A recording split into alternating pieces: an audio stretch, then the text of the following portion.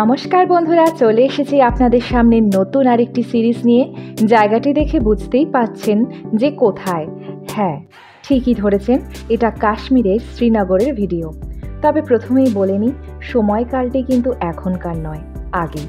কারণ বর্তমান পরিস্থিতিতে সত্যি কথা বলতে ওখানে যাওয়াটা একটু রিস্কি।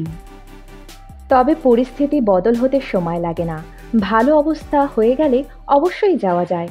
এ আমাদের ভারতবর্ষেরই তো আরেকটি রাজ্য, যাকে সৌন্দর্যের ভিত্তিতে ভূস্বর্গ বলা হয়। যাব না কেন? তো আজকে আপনাদের সাথে শেয়ার করতে এসেছি শ্রীনগরের একটি বাগান, যার নাম হলো নিশাত বাগ। আর তার আগে বলে নিই, এই সিরিজের আসন্ন ভিডিওগুলির আপডেট পেতে চ্যানেলটি অবশ্যই সাবস্ক্রাইব ও নোটিফিকেশন বেলটি অন করতে কিন্তু একদমই ভুলবেন না। সকালবেলার ফ্লাইট ধরে প্রায় প্রথমে কলকাতা টু দিল্লি আর তারপর দিল্লি টু কাশ্মীরে পৌঁছে হোটেলে চেক ইন করে সেই দিনের ওই শর্ট টাইমে ঘুরতে চলে গেছিলাম নিশাতবাগে। এখানকার কোনো বাগানেই ফ্রিতে যাওয়া যায় না, তাই এটিও বিরূপ নয়। বাইরের কাউন্টার থেকে 20 টাকা পার হেড টিকিট কেটে ঢুকতে হবে। 10 বছরের কম বাচ্চাদের জন্য 10 টাকা ধার্য। এখানে পৌঁছানোর পন্থাটি বলি, বাজেট ট্রাভেলারদের জন্য বলছি। লালচক থেকে যে শাটল বা সুমো গাড়িগুলি পাবলিকলি নিশাতবাগ হয়ে যায়, তাতে করে কিন্তু আপনারা খুব সহজেই 15 থেকে 20 মিনিটের মধ্যে পৌঁছে যেতে পারবেন। ভাড়া মাত্র 15 থেকে 20 টাকা। এছাড়া ওই পথে বাসও পাবেন, কিন্তু আমরা তা পাইনি। শ্রীনগরের লালচক থেকে এর দূরত্ব পড়বে প্রায় 8 কিলোমিটার।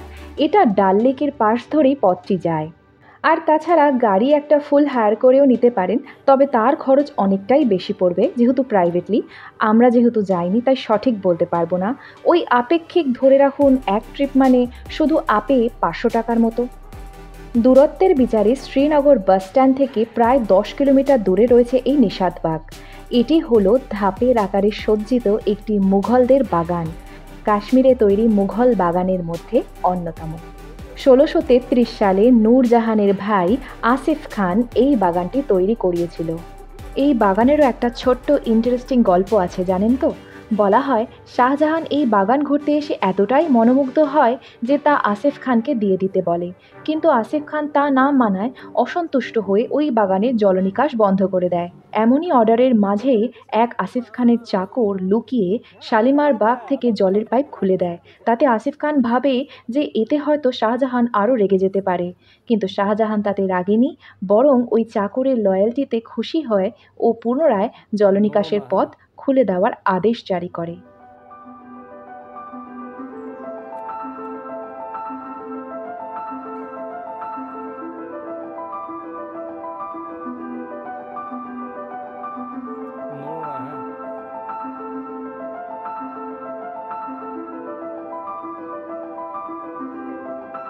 প্রায় 46 একর জুড়ে তৈরি এই বাগানটিতে একদিকে যেমন বিভিন্ন সবুজায়ন, স্পেশালি চিনার গাছ আর অন্যান্য পাখির বসতি দেখতে পাবেন, সাথে দেখতে পাবেন মধ্য দিয়ে বয়ে যাচ্ছে একটি কেন্দ্রীয় জলধারা, তেমনি এই উঁচু থেকে দাঁড়িয়ে দেখতে পাবেন ডাল লেকের সৌন্দর্য।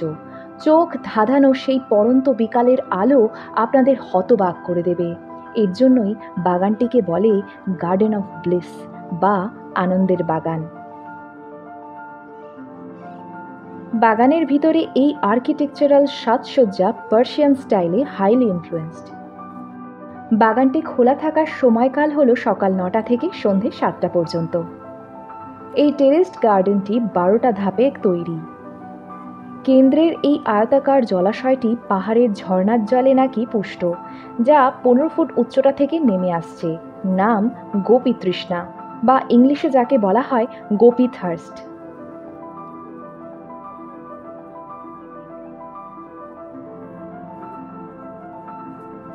বন্ধুরা, যেহেতু আমরা মার্চের সমসাময়িক সময় গেছিলাম, তাই বরফ সবে গলেছে আর ফুলের চারা সবে বসানো হয়েছে। সেই ফুলের বিকাশে তো সময় লাগবেই। অ্যাকচুয়ালি আমি আগের সিমলা মানালি সিরিজেও আপনাদের বলেছিলাম যে আমরা আগাগোড়াই স্নো লাভার, তাই আমাদের মূল লক্ষ্যই হলো বরফ। তাই ফুল ফোটার অপেক্ষা করলে আর স্নো দেখা হবে না।